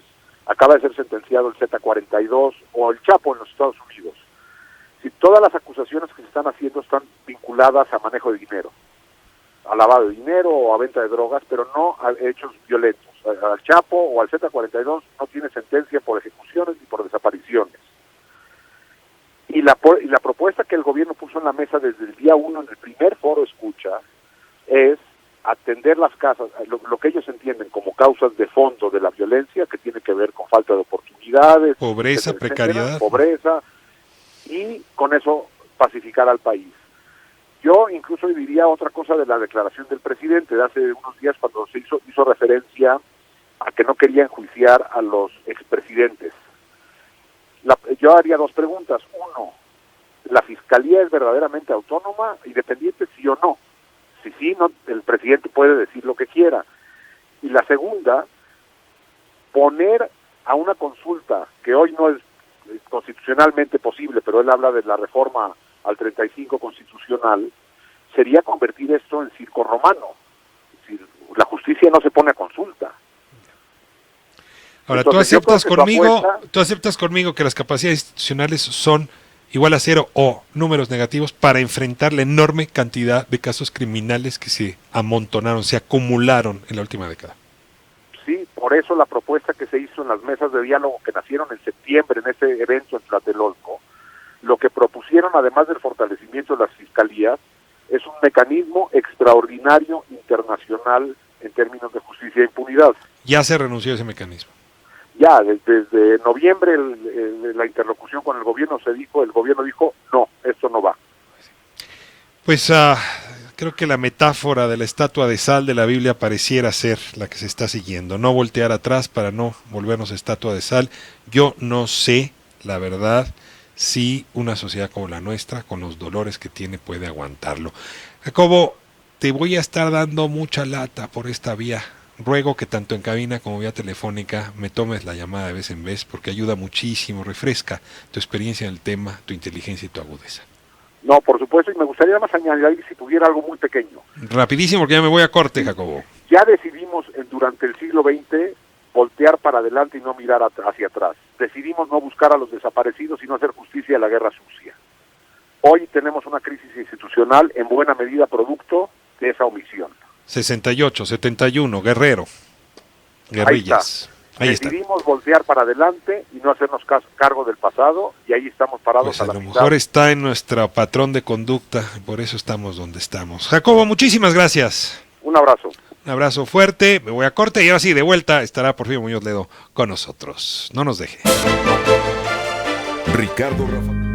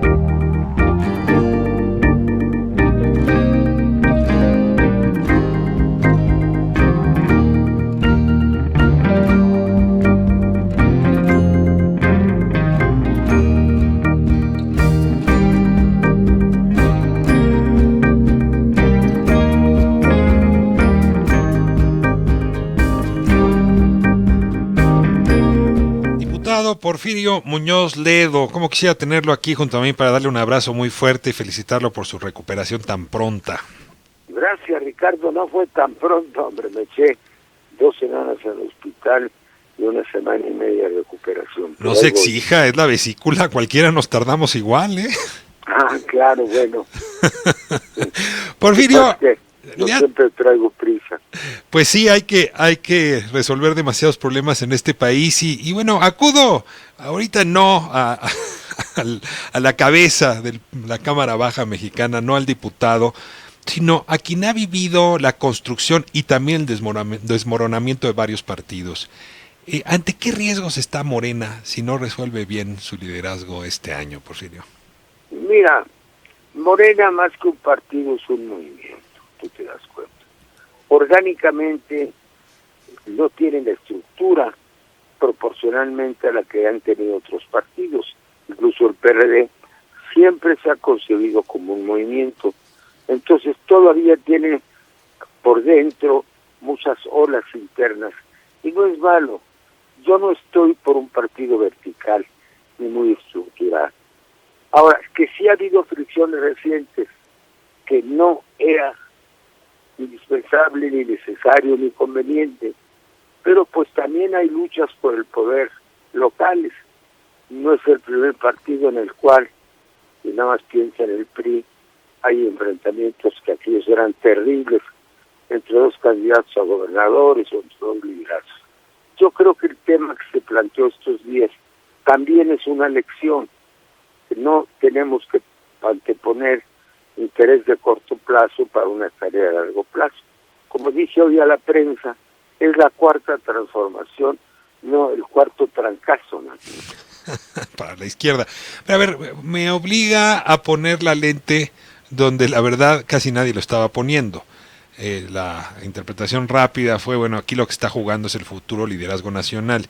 Pero este comentario suyo me obliga a poner la lente en la Ciudad de México. Es decir, Ricardo Monreal y Claudia Sheinbaum compitieron por ser candidatos de Morena y ganó ella con argumentos que no dejaron satisfecho a Monreal. ¿Esta sería un poco la revancha y Martí Batres un poco la víctima de esa revancha? No fue Martí. Históricamente no fue así.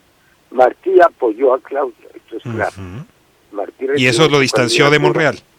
No, mira, Monreal tiene su propia dinámica, que no la critico yo porque estoy tratando de que las cosas se pacifiquen. Tiene su propia dinámica, su propio universo, que es muy de él, ¿no? Y él mismo lo reconoce. Entonces, bueno, él es un poco, en algún sentido, el llanero solitario, ¿no? Porque juega en solitario. Pero así son las cosas de la política. ¿Cómo les recomendaría esa coexistencia pacífica? Esa coexistencia en los términos que el presidente les propuso ayer, es decir, que mire con estándares mejores de comportamiento político al que se ha observado en el conjunto de los partidos. Bueno, a los dos no, yo no recomiendo a nadie. Yo creo que los militantes y los dirigentes de un partido deben entender los tiempos políticos y los tiempos históricos y los tiempos personales. Dicen, los clásicos decían, que tú tienes muchos adversarios en política, que tus únicos enemigos son aquellos que están disputando lo mismo que tú. Entonces aquí no es el caso. Estamos a 1 año y medio o más de las próximas elecciones. No hay en juego nada en este momento. Son fuegos de artificio. ¿Qué está en juego? Nada inmediato. Lo próximo es la presidencia de Morena, que tiene otra dinámica, porque ninguno de las dos militantes, dirigentes que están involucrados en este diferendo es candidato. Permítame diferir a partir de su propia biografía. El PRD tuvo un primer presidente, Porfirio Muñoz Ledo, que imprimió un sello. Bueno, fue Cuauhtémoc Cárdenas, pero digamos, ya al que le toca jugar seriamente el proceso de institucionalización fue Porfirio Muñoz Ledo. Y hubo un estilo, y hubo un ejercicio justamente de reunir a corrientes distintas de lo que era un movimiento, no era un partido, de darle vida institucional. El cambio de presidencia, desde luego que modificó el derrotero del PRD, es decir, que incluso habría que advertir que no era el mismo estilo que el de Muñoz Ledo. No voy a seguir con el argumento, nada más lo dejo aquí. desde luego que el cambio de dirigencia en Morena, el que está por ocurrir, puede o no llevar a Morena por otro lado. Bueno, mira, el movimiento es muy grande para que se pueda desviar. Es decir, ya en este momento el papel del dirigente del partido no tiene la misma significación que cuando estábamos, digamos, armando los primeros pininos. Obviamente, como tú subrayas, hubo 3 estilos distintos. Con Cuauhtémoc, pues había sido el gran movimiento del 88, entonces Cuauhtémoc estaba en el centro de todo, no estaba articulado el partido.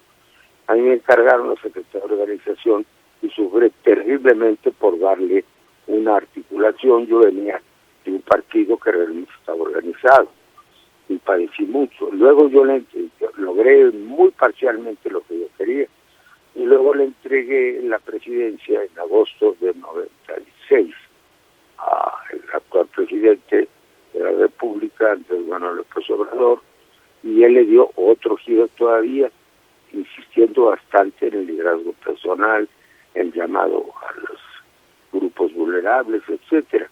Entonces tuvo 3 distintos estilos. Ahora estamos en otro momento. Lo que yo no quiero que se olvide, y se lo digo siempre a mis compañeros, es que ya ganamos, o ganamos por ahora cuando menos. Entonces tenemos que comportarnos como un partido de pantalones largos. Martí Batres nos decía aquí hace un par de días, lo que está en juego es un partido donde todas las corrientes coexisten, se respetan y construyen juntas, o un partido con un solo estilo. Y él decía, a ver, aceptemos que hay estilos distintos. No es lo mismo Berta Luján, lo voy a poner en mis términos para no usar los suyos, ¿no?, que Mario Delgado como dirigente de partido. Y desde esta perspectiva, pues él tiene la impresión de que lo que pasó en el Senado conduciría a que hubiera una corriente imperante y el resto marginales, y que eso es muy peligroso para Morena justamente por el argumento que usted daba, porque en Morena coexisten distintas corrientes. Claro, es que todos los partidos grandes sobre todo tienen estas corrientes, hasta los chicos. Cuando hay un partido de 5 o 6 gentes, a veces hay 5 o 6 corrientes distintas. No existen ya los partidos monolíticos. Estos pertenecen a otra época de la historia, la Unión Soviética, el nazifascismo, etcétera. ¿Tú crees, por ejemplo, que el Partido Demócrata de los Estados Unidos es uniforme? No, hombre, no es un partido profundamente regional. El senador por Kansas puede ser completamente distinto al diputado por el mismo estado y desde luego muy diferente al senador por Illinois. Entonces, igual en Francia o en Europa hay partidos más ideológicos y más compactos. Entonces, cada sistema, como decía mi maestro Divergé, el gran profesor en esta materia, cada formación de partidos corresponde al sistema político que se ha dado. En estos momentos ya tenemos un sistema político de mayoría y hay que entender, no sabemos cuánto dure. Las artes y mañas de los últimos años fueron porque no había un partido de mayoría. Entonces fue la partidocracia. Se dividían por tercios las cámaras y de ahí sacaban pues gajes muy importantes.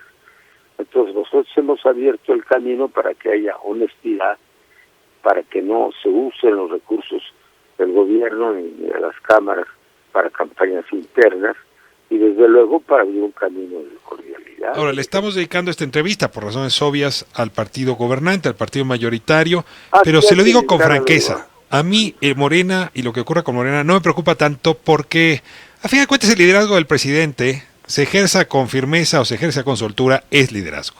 Lo que veo con mucha preocupación, y con esto cerraría la entrevista, Porfirio, es lo que está pasando en las oposiciones. Un país que le costó tanto tener oposiciones y hoy las tenemos desbaratadas, con un canibalismo y una miopía muy grande. Bueno, mira, pero eso es un hecho electoral, eso no es un hecho político. No es que hayamos aplastado, pero eso es que podamos inflar a las oposiciones como en realidad en pasado. No, en realidad no le estoy hablando al dirigente Morena. Le estoy preguntando al constructor de democracia. No, es que la victoria de Morena fue aplastante. El partido que siguió fue el PAN, que tiene una clientela más o menos estable, pero pequeña. Y luego, pues, partidos muy inaceptables. Y no hay que olvidar que no es solo Morena, es la coalición Juntos Haremos Historia. Nosotros tenemos con toda la coalición cerca de 190 diputados, de los 190. Entonces está el Partido del Trabajo, está el Partido Encuentro Social, sí, y en el Gozna está el Partido Movimiento Ciudadano, que no está ni con las oposiciones tradicionales ni con la mayoría, pero nosotros estamos viviendo un régimen de mayoría política con una coalición claramente de mayoría. Entonces hay que saberla armar, hay que saberla coordinar, hay que respetar las distintas variantes y hay que hacer las cosas bien. Como tú dices, el liderazgo nacional está asegurado por Andrés Manuel, Sí, pero el liderazgo de las cámaras, ¿cómo se arma? Este es el tema. si le preguntara a su maestro Duverger cuál es el futuro de las oposiciones mexicanas, ¿qué me contestaría su maestro? Bueno, yo le diría que por el momento no van a respirar mucho hasta las próximas elecciones. Y que en las acciones intermedias, yo desde esta perspectiva, si las cosas siguen como van a seguir ocupando posiciones muy secundarias. Si hubiera algún cambio histórico, político, fundamental, algún fracaso del liderazgo de Morena, pues podrían cambiar las posiciones. Muy bien. Yo no veo ahorita un cambio importante o un crecimiento de las oposiciones, y lo lamento porque yo soy un hombre que estima y aprecia la pluralidad más que le busca, pero yo no veo que remonten ahorita las oposiciones porque no tienen un discurso claro. Sí, por ejemplo, si hay un plan de gobierno, un plan general de gobierno, como lo presentó el presidente de la República, bueno, las oposiciones, cualquiera de ellas, tiene que presentar un plan alternativo. Si no lo presenta, son puras querellas marginales. No ve un gobierno a la sombra, que sería tan sano en México, no tienen capacidad siquiera de reformular. Exactamente, no tiene un gobierno de sombra, que sí lo llegó a inventar en algún momento Fox, aunque fracasó, sí, pero cuando menos la idea de un gobierno de sombra, ¿no? Porfirio Muñoz Ledo, no sabe cuánto me da gusto escuchar su voz en este espacio. Escucharle. No, Rafael, claro. Pero, nos vemos cuantas veces quieras. Pues espero que así sea muy pronto. Muchas gracias. Gracias, Ricardo. Vámonos a corte. De vuelta, pues tenemos varios argumentos pendientes que nos traen los reporteros siempre en este momento de la emisión. No se vaya, regresamos.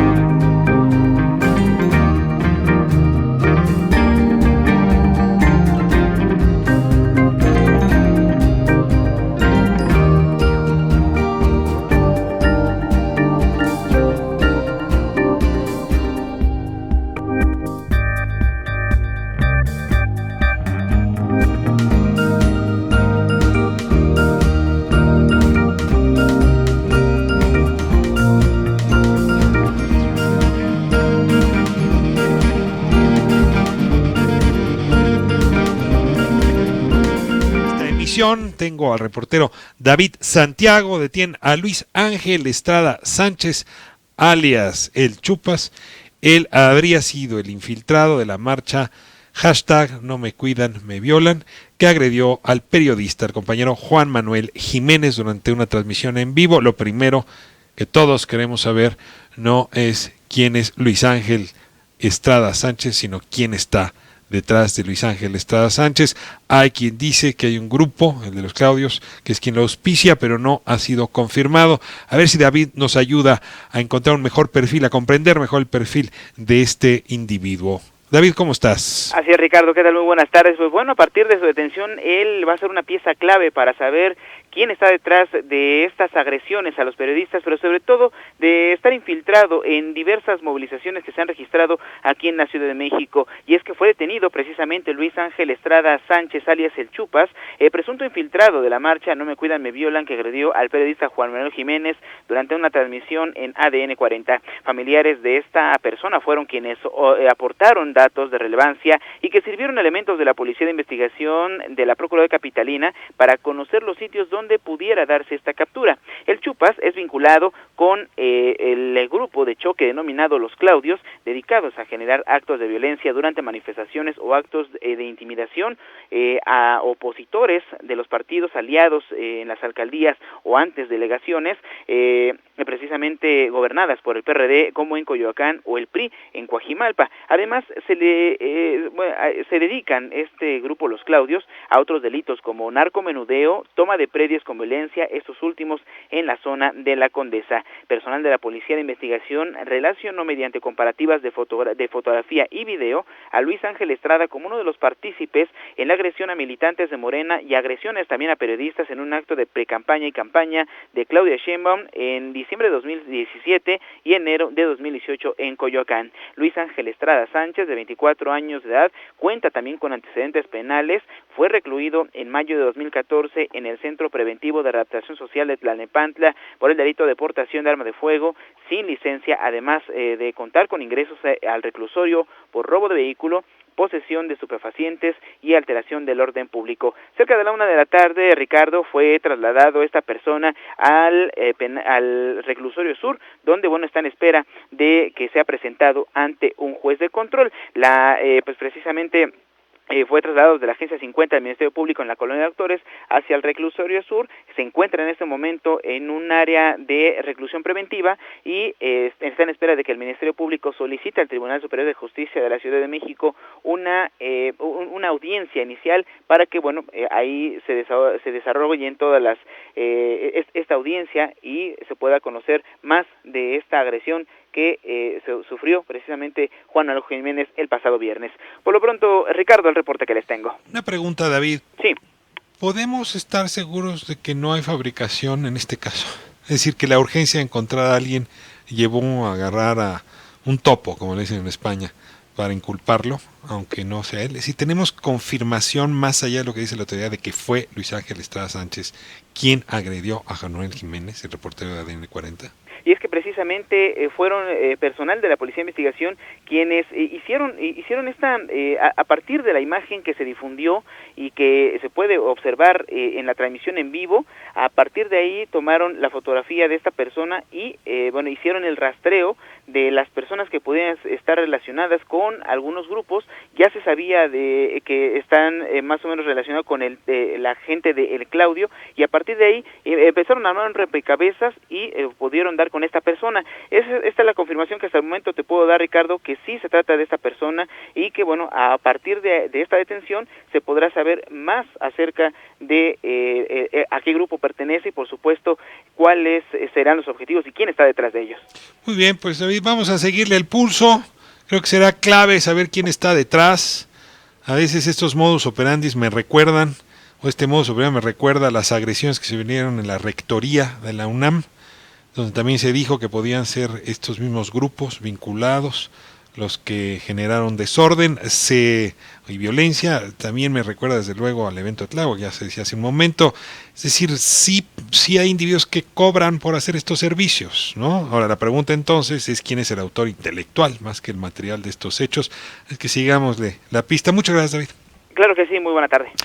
Paso ahora a conversar con Daniel Rosas, nuestro reportero. Conceden un amparo en contra de la autorización de impacto ambiental emitido por la Secretaría de Medio Ambiente y Recursos Naturales, Semarnat, respecto al proyecto de Aeropuerto Internacional de Santa Lucía, un aeropuerto que no aterriza por obra de los amparos. Muchísimas gracias, Ricardo. Rafael, muy buena tarde para todos. Y bueno, por lo pronto, este amparo, esa suspensión definitiva otorgada por el juez 10º del Distrito del Estado de México, pues es parte de los juicios de amparo promovidos por el colectivo No Más Derroches, que como pues recordarán, se tratan de diferentes organizaciones de la sociedad civil, pero también de personajes pues de la vida pública. Y precisamente este colectivo, #No Más Derroches, ha estado interponiendo una serie de amparos, ganando algunos, han perdido algunos otros, pero por lo pronto pues hoy da a conocer este colectivo que pues se suma una victoria más, que es este amparo o una suspensión provisional, y comparte este amparo, o el criterio por el que fue otorgado este amparo, pues comparte también el criterio que sostuvo la semana pasada el segundo Tribunal Colegiado en Materia Administrativa del Segundo Circuito, que también otorgó una suspensión provisional en contra de la autorización del impacto ambiental. De acuerdo con el colectivo #No Más Derroches, este amparo se otorgó debido a que la autorización de impacto ambiental de la Semarnat pues reconoce que sí habrá pues daño ambiental en la construcción del aeropuerto de Santa Lucía. El juez indicó en este amparo otorgado que bueno, pues la propia Semarnat reconoce que habrá tala y poda de vegetación, que se desplazarán y reubicarán flora y fauna, que habrá inhibición de la filtración hídrica y por ende pues disminución en la captación de agua, que habrá aumento de contaminación atmosférica por el aumento del tránsito de vehículos, aunado a la falta de infraestructura vial. En general, pues que se van a dar daños inminentes de difícil reparación en perjuicio de las comunidades por las modificaciones del entorno por la construcción de este aeropuerto en Santa Lucía. De ahí que, bueno, pues se concede este amparo, que hay que ser claros, pues por lo pronto no quiere decir que no se pueda construir el aeropuerto de Santa Lucía, sino que el alcance que tiene este amparo logrado por el colectivo #No Más Derroches es suspender por lo pronto pues lo que tiene que ver con la ejecución de esta autorización de impacto ambiental hasta que se analice por el juez y hasta que haya una sentencia pues final, de tal manera que digamos es una batalla, pero todavía falta que se gane la guerra, si se quiere ver así, tan solo un paso más que se da por parte de este colectivo que anuncia, pues seguirán dando la batalla legal en contra de la construcción del aeropuerto de Santa Lucía y de la cancelación del aeropuerto en Texcoco. Pues por lo pronto así las cosas, Ricardo, Rafael, seguimos pendientes, muy buena tarde. Va a tensarse mucho la relación entre el Poder Judicial y el Poder Ejecutivo a partir de estos amparos. Quien los ha armado, quien los está argumentando, lo sabe bien. Este es un tema complicado, nos va a dejar, diría el refrán popular, como el perro de las dos, el que se quedó sin las dos tortas. En fin, muchas gracias, Daniel. Al contrario, muy buenas tardes.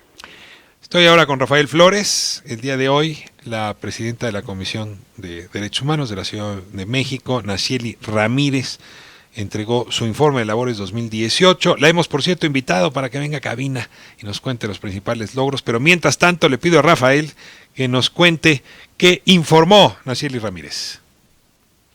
No, ya no tengo a Rafael Flores. Bueno, daremos espacio a Nacieli Ramírez. Estuvo la semana pasada justamente hablando de las agresiones contra mujeres y cómo reaccionó en su momento el gobierno de Claudia Sheinbaum. La atendemos ahora dando su informe aquí, así es que la invitamos de una vez para poder conversar con ella. Muchas llamadas tuvimos el día de hoy, en concreto el tema de alimentos procesados. A todos nos despierta pues mucha reflexión, los consumimos diario, tenemos opinión todo el tiempo. Los alimentos procesados no contienen todo lo que el cuerpo necesita, dice Yolanda Manner, a 58 años, es una llamada internacional la suya. Además son muy malos para mantener una microbiótica saludable. Según un médico gastroenterólogo dijo que los yogurts comprados en el súper contienen demasiados azúcar y deben ser comprados en los lugares donde se vende un yogur natural, pero estos ya casi no existen. Yolanda, muchas gracias por estar al pendiente, que ayer justamente dije que hablaba de Sinaloa por un error mío. Esta es llamada internacional, le agradezco mucho que nos escuche desde allá, desde donde esté usted. Manuel Romero, 66 años, Coyoacán. Los industriales que producen alimentos chatarra tomaron fuerza desde que Salinas decidió acabar con los desayunos escolares que repartía el INPI y estaban perfectamente equilibrados nutricionalmente. Ojalá regresaran esos desayunos. Según yo, con Salinas ya se llamaba DIF. Creo que el INPI se acabó con López Portillo. No, se acabó en época de López Portillo, en efecto. Pero sí, ahí se acabaron desayunos escolares, se convirtieron en otras cosas, vale la pena prestar atención. David Moreno, Tlalpan, 65 años, estimado, a continuación le mando a usted y su entrevistado el siguiente mensaje acerca de lo que significa la salud. Mire qué buena definición. Estado en que un organismo corporal funciona normalmente sin enfermedad.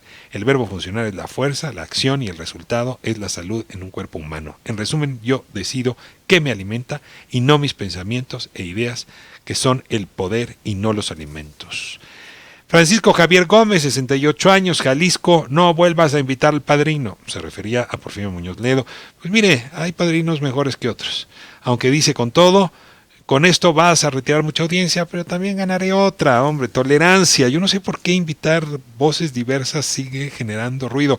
Es como si uno solamente quisiera escuchar a los que están de acuerdo.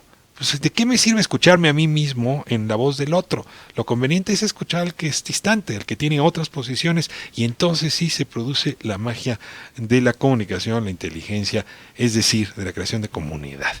Yolanda Manner, otra vez tengo aquí llamada de ella. Les agradezco muchísimo estas llamadas. Tenemos varias tendencias, obviamente la más importante, hashtag Luis N. Luis N. de 24 años es detenido como probable responsable, ya dimos la nota, de la agresión que recibió el viernes pasado el periodista Juan Manuel Jiménez. Todavía nos preguntamos quién es. Dice el hashtag que es parte del grupo de choque Los Claudios. No hay corroboración de esta nota todavía. Tengámosle mucho cuidado en no acelerarnos para entregar la descripción política, porque si fuera de Los Claudios, sabemos muy bien que esto podría ser de algunos de los actores pues más perversos dentro del PRD, pero si no son Los Claudios, hay que buscarle por otro lado. Por cierto, un día como hoy, hace 177 años, murió Leona Vicario. ¿Usted sabe cuál es su verdadero nombre? Soledad Leona Camila Vicario Fernández de San Salvador. La primera periodista mexicana. Hay que decir que muchas han seguido su camino. Hoy este oficio que yo ejerzo es fundamentalmente femenino. Se ha feminizado y hay que celebrarlo, y con esto saludamos a Leona Vicario. Hashtag Mexicana de Aviación. Informa el presidente Andrés Manuel López Obrador que a pesar de que se trata de un problema heredado por administraciones anteriores, las demandas de los trabajadores de Mexicana de Aviación están siendo atendidas por la Secretaría de Comunicaciones y Transportes, aunque se actuará hasta donde se pueda. ¡Bingo! ¡Por fin! Se lo merecían. Alguien les atiende. Nos vamos. Ya no sabe cuánto. Le agradezco a usted por habernos acompañado. Gracias por permitirme acompañarle. Y déjeme decirle que no vengo solo. En mi carro también estamos Guadalupe Martínez en la producción, Manuel Mendoza en la operación en el audio, en la asistente de producción Itzel Zúñiga, Jimena Rodríguez, y también en producción de streaming YouTube. De él dependemos mucho para quedarnos en la ciudad virtual después de que nos vamos. Ricardo Cabrera, muchas gracias. Nos vamos. Hasta mañana, 3 de la tarde. Ricardo.